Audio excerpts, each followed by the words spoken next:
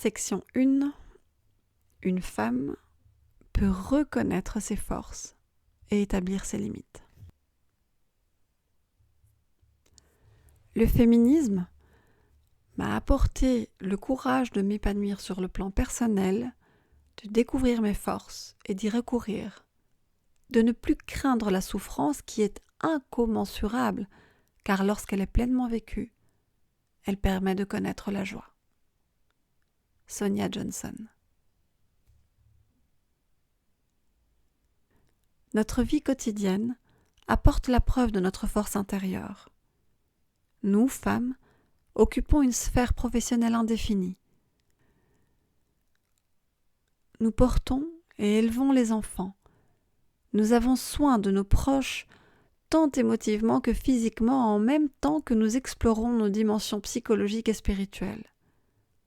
D'ordinaire, nous sommes fortes lorsqu'il est question d'autrui. Mais nous nous sentons faiblir quand vient le moment d'établir les limites réalistes qui tiennent compte de notre individualité. Chaque être humain a cependant ses propres limites. Et si l'on n'honore pas les siennes, elles deviennent trop élastiques et le ressentiment risque de s'installer. Ainsi, le geste le plus courageux que l'on puisse souvent poser consiste à reconnaître qu'il n'est pas toujours possible de tout accomplir pour que son entourage soit heureux. Même lorsque les autres rechignent, il nous faut savoir que nous avons le droit d'être fortes et de dire non. Dès lors que nous savons en notre cœur que nous possédons le droit de fixer nos propres limites, nous pouvons le faire avec égard pour les autres. Quoique la chose soit plutôt ardue pour une femme, nous devons apprendre à reconnaître nos forces et à établir nos limites qui soient réalistes. Imaginons notre force. Nous nous retrouvons toutes dans des situations qui nous laissent le sentiment d'être démunies et apeurées.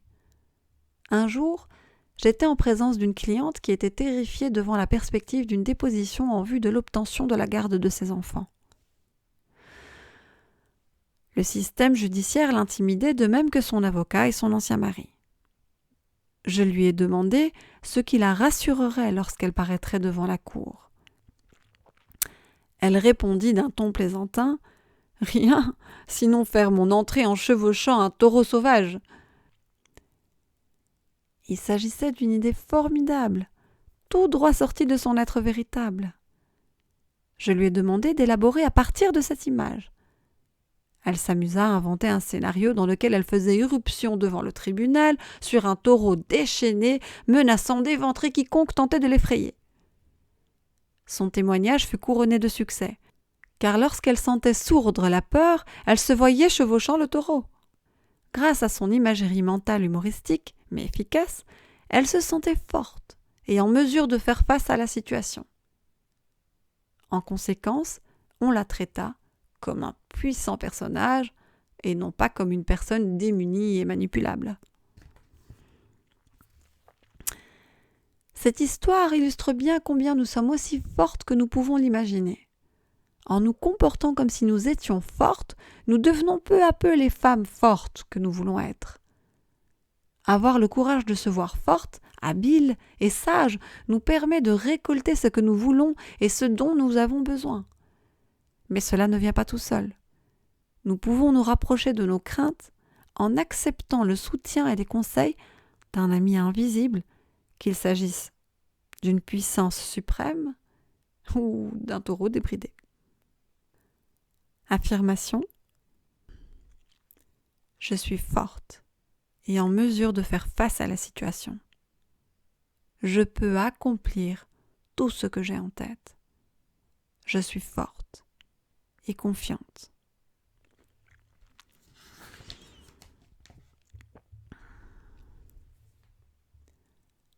Agir malgré la peur. Agir malgré la peur signifie faire preuve de courage. Étonnamment, nous agissons de la sorte presque chaque jour. Si nous ne confrontons pas nos peurs, qui d'entre nous aurait un jour changé d'emploi ou de ville ? Qui plus est, qui parmi nous s'attaquerait au besoin incessant de mieux se connaître si nous n'étions pas déjà pourvus de courage ? Pendant des années, Florence avait été à la merci du sale caractère de son mari. Ses colères la terrifiaient et en tentant de l'apaiser, elle supprimait ses propres émotions. Un jour, elle entreprit de définir les bornes relationnelles à ne pas dépasser. Elle consulta une thérapeute et assista aux réunions de chez Al Aynon afin de rassembler le courage nécessaire pour déconstruire les schèmes de comportement destructeurs qui la liaient à son mari. Elle sut qu'elle avait réussi lorsque, la veille de leur départ pour Hawaï, son mari laissa exploser sa colère et décréta qu'il ne partait plus. Sans perdre son calme, elle continua de faire ses valises. Triste, mais pas en colère, elle lui avoua combien elle était désolée qu'il en soit ainsi, car il lui avait tardé de partir en lune de miel avec lui pour la seconde fois, mais elle s'envolerait pour Hawaï et sans lui.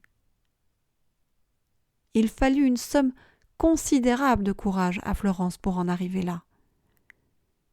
Elle confronta ses peurs et en triompha. Son histoire se termine sur une note plutôt gaie. Son mari lui présenta ses excuses et ils coulèrent des jours heureux sous le soleil. À présent, réfléchissez aux actes courageux que vous avez posés. Ces gestes sont parfois très simples. Si vous avez du chagrin, si vous êtes déprimé ou si vous souffrez pour une raison ou une autre, il vous faut peut-être faire acte de courage simplement pour sortir du lit ou préparer le dîner. Dressez une liste de gestes que vous avez posés malgré la peur qu'ils vous inspiraient et faites-en lecture à quelqu'un en qui vous avez confiance. Chaque jour, nous sommes courageuses, mais nous en prenons davantage conscience en verbalisant la chose. Affirmation : je suis une femme courageuse. Je peux passer à l'action même si j'ai peur. J'ai la force d'accomplir ce qu'il me faut accomplir.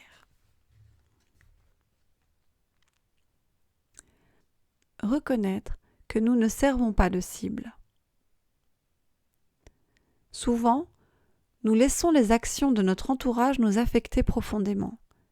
Nous éprouvons de la culpabilité et nous en venons à croire, bien que la chose soit irrationnelle, que c'est notre faute si l'on nous maltraite. Il faut du courage pour agir autrement. Le père de la sœur de Sarah tenait des propos et posait des gestes qui immanquablement la blessaient profondément. Elle en était venue à se croire responsable de la situation et s'enfonçait dans un sentiment de culpabilité. Un jour qu'ils étaient au jardin zoologique, elle vit un gorille lancer ses excréments aux visiteurs attroupés autour de sa cage. Elle se rendit compte alors que tout en grossissant l'attroupement, elle n'était pas directement visée. Sarah décida donc de considérer les remarques désobligeantes de son père et de sa sœur de la même façon. Sarah décida donc de considérer les remarques désobligeantes de son père et de sa sœur de la même façon. Désormais, lorsque Sarah se croit l'objet de la manipulation ou des attaques familiales, elle fait semblant d'être au zoo, en train d'observer une autre espèce et se retire, émotionnellement parlant, de la ligne de tir. Il faut de la force pour croire que nous ne sommes pas responsables des actions d'autrui et que nous n'avons pas à servir de cible. Même quand d'autres cherchent à projeter leurs émotions négatives sur nous, il faut nous redire que nous ne sommes pas responsables de leurs actes et de leurs propos. Nous devons enlever le point de mire de notre poitrine et le ranger dans l'armoire une fois pour toutes.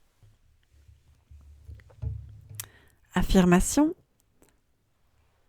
je peux reconnaître que je ne suis pas une cible.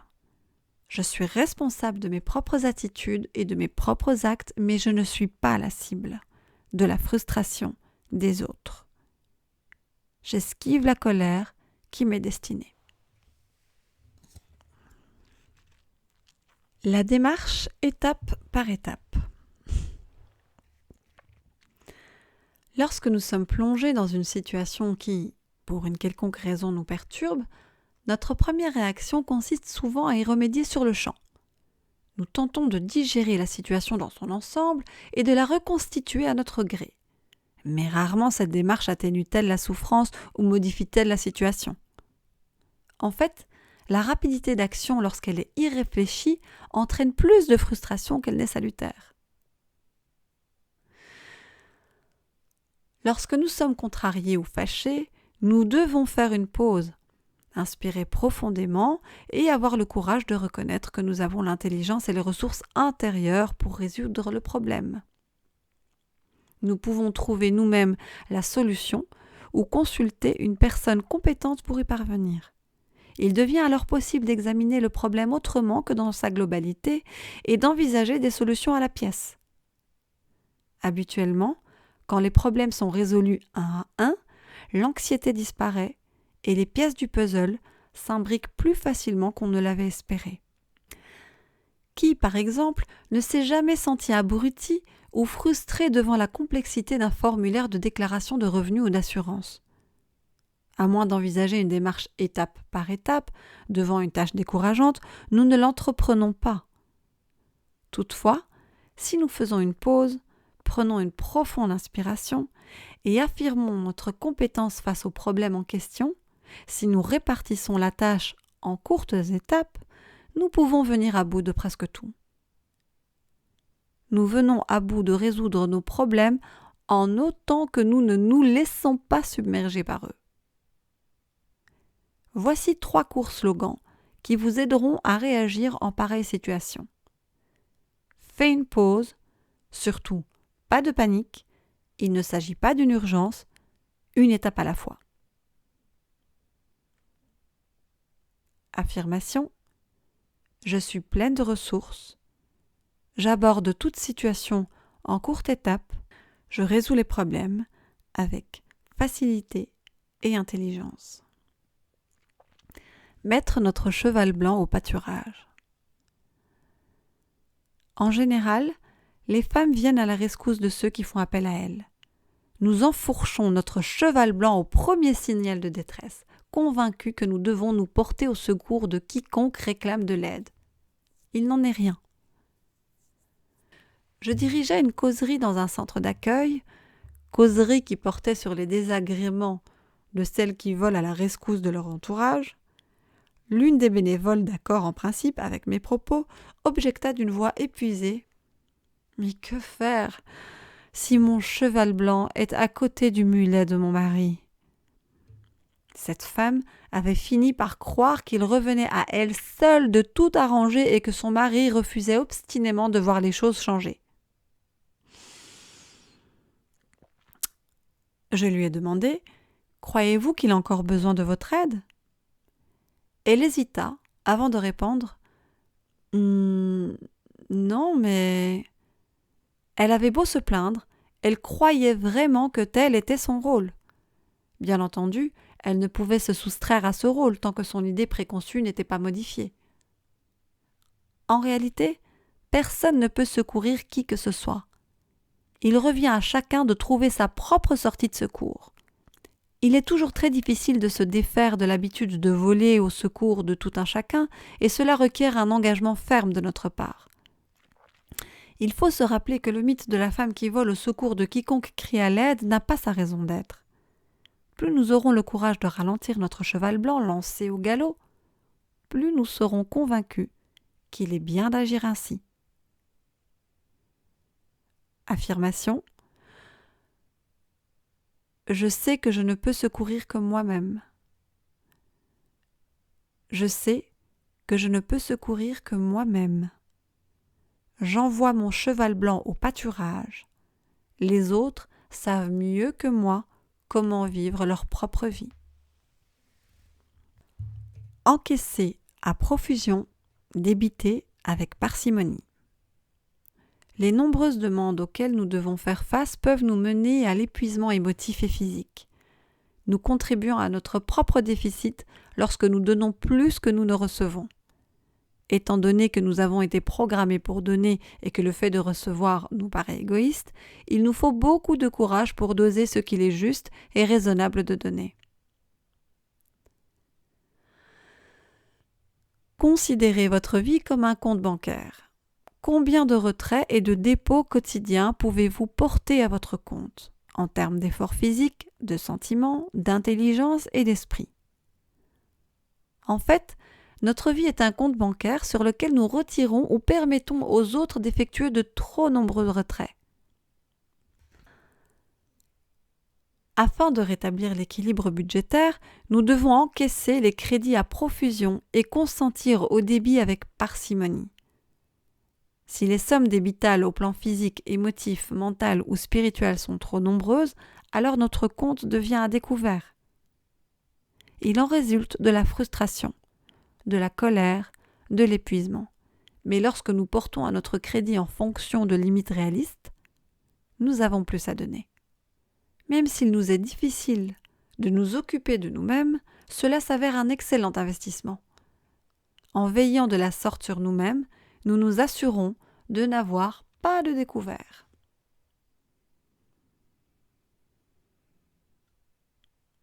Affirmation. En établissant les limites réalistes, j'investis sur mon existence. Je peux choisir ce que je donnerai et ce que je ne donnerai pas. J'instaure l'équilibre en veillant à mes besoins d'ordre physique, émotionnel, mental et spirituel.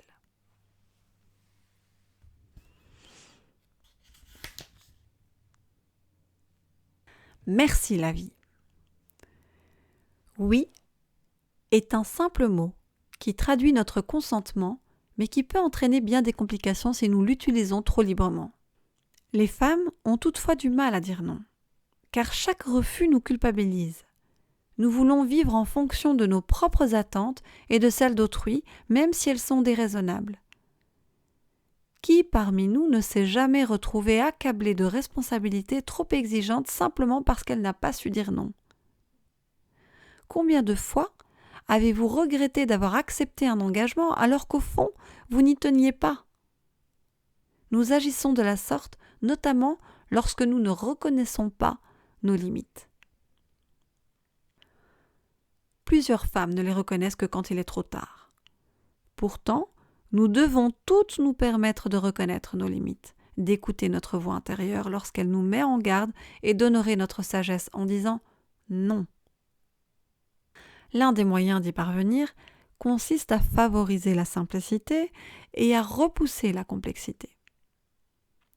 Cette dernière entraîne l'épuisement et la fragmentation de l'être, alors que la première est porteuse d'énergie et ramène vers le soi. Dressez une liste des choses visant à simplifier votre existence. Quelle obligation pouvez-vous confier à quelqu'un ? Auxquelles pouvez-vous renoncer ? Lesquelles pouvez-vous modifier de manière à honorer vos engagements sans avoir l'impression de franchir vos limites ? Fermez les paupières et visualisez-vous menant une existence simplifiée. Une fois éliminées les obligations et responsabilités non essentielles, songez à des choses valorisantes, par exemple la solitude, l'amitié ou l'amour, et voyez-vous en train d'apprécier ces choses. Nous méritons de mener une vie simple et heureuse. Affirmation. Je suis consciente de mes limites et je les honore. Je m'accorde la permission de mener une vie simple. Je m'accorde le temps d'accomplir les choses qui me valorisent.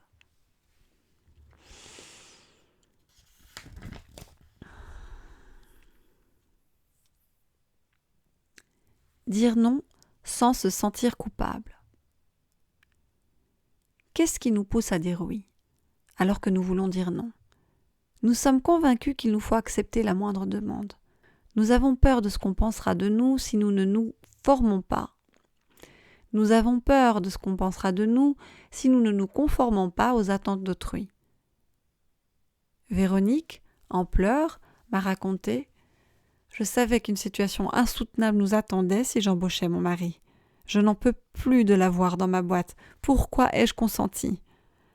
Véronique était programmée pour se sentir coupable lorsqu'elle refusait quelque chose à quelqu'un. Elle n'est pas la seule. On a appris aux femmes à faire fi de leurs sentiments si ceux-ci ne s'accordaient pas avec la volonté d'autrui. Voilà pourquoi il faut beaucoup de courage pour se tenir droite et établir nos limites. Mais à moins d'y parvenir, nous connaîtrons des regrets comme Véronique qui se transformeront en ressentiment. Si nous croyons qu'il est de notre droit de dire non, et que nous sommes pleinement conscientes de ce droit, même si nous craignons de décevoir, personne ne nous en voudra.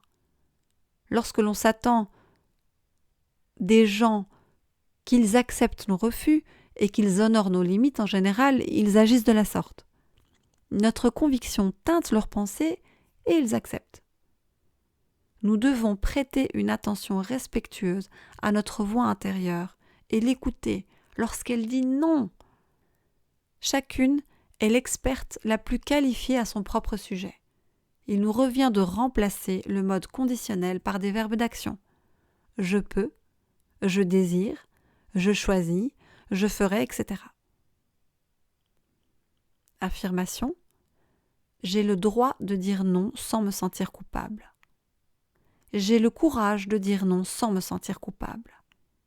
J'ai la sagesse de dire non et je prête attention à ce qui, selon moi, me convient mieux.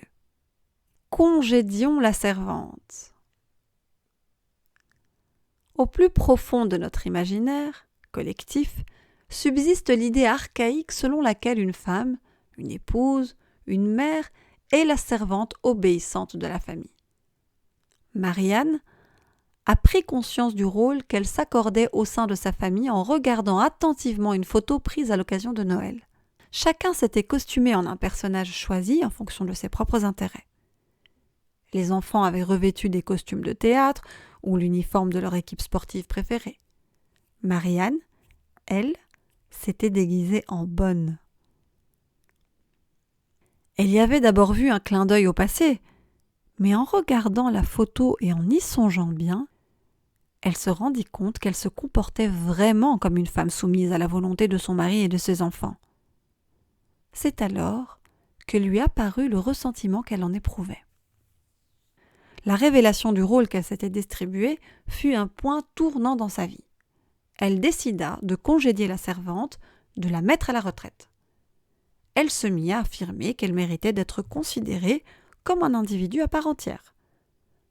À mesure que cette conviction s'installait, elle entreprit d'établir des limites à son altruisme et de s'y tenir. Elle redonna alors un nouveau souffle à sa carrière. Rien de cela ne fut facile, mais Marianne eut bientôt la satisfaction de se montrer plus généreuse envers les siens, en même temps qu'elle abandonnait son rôle de servante et qu'elle se prenait en main. Il faut du courage pour mettre fin à notre rôle de bonne et pour nous donner la permission d'agir selon nos choix et non plus selon ce que l'on croit être les attentes des autres à notre égard. En rassemblant la force nécessaire pour renoncer à vivre en fonction d'attentes imposées, nous pouvons devenir plus aimantes, plus généreuses, sans accumuler du ressentiment. Nous avons le droit d'établir nos limites et de nous prendre en main. Affirmation. Je peux établir mes limites. Je peux avoir ma propre vie. Je m'aime mieux et j'aime mieux les miens quand je définis mes limites. Amen. Enseigner aux autres à bien se conduire envers nous. Trop de femmes ont du mal à accepter leurs propres valeurs. Quelque part au fond d'elles-mêmes, elles croient qu'il est indigne de réussir, d'être heureuse, d'être aimée, etc. Un vieil adage prétend que l'on enseigne aux autres comment se comporter envers soi-même. Enseignez-vous à votre entourage à vous traiter avec respect ou à vous manquer d'égard. Lorsque l'on s'accorde de la valeur, les autres nous en accordent aussi. Si l'on ne s'en accorde pas, les autres font de même. Mais chacune de nous a sa valeur, et le défi consiste à le reconnaître et à nous comporter envers nous-mêmes comme nous voulons que les autres le fassent. L'une de mes amies a découvert récemment que depuis longtemps, elle criait silencieusement aux hommes « Comment osez-vous agir envers moi comme je le fais moi-même ?» À présent qu'elle s'aime et s'accepte, les autres, même les hommes, font de même. Vous aussi méritez des égards. Fermez les paupières et revivez le temps où vous étiez consciente de votre propre valeur. Si aucun événement ne vous revient en mémoire, Inventez-en un. Laissez-vous bercer par le merveilleux sentiment d'être apprécié et respecté. Répétez-vous que vous êtes digne de pareils égards. Laissez ce sentiment imprégner chacune de vos cellules. Délectez-vous-en. Puis, tout en continuant de mousser cet agréable sentiment, souvenez-vous d'un incident au cours duquel on vous a manqué d'égard. Revivez cette scène en vous enveloppant du sentiment de votre dignité méritée et retrouvée. Insistez pour que l'on agisse respectueusement envers vous. Si les participants à votre théâtre imaginaire refusent bien de se conduire envers vous, éloignez-vous d'eux. Retirez-vous. Nous méritons toutes d'être traitées avec égard. Affirmation. Je mérite d'être traitée avec égard. Je n'accepte que les gens qui se comportent bien envers moi. Je n'accepte que les gens qui se comportent bien envers moi. J'ai le courage d'enseigner aux autres à bien se conduire à mon endroit. Amen.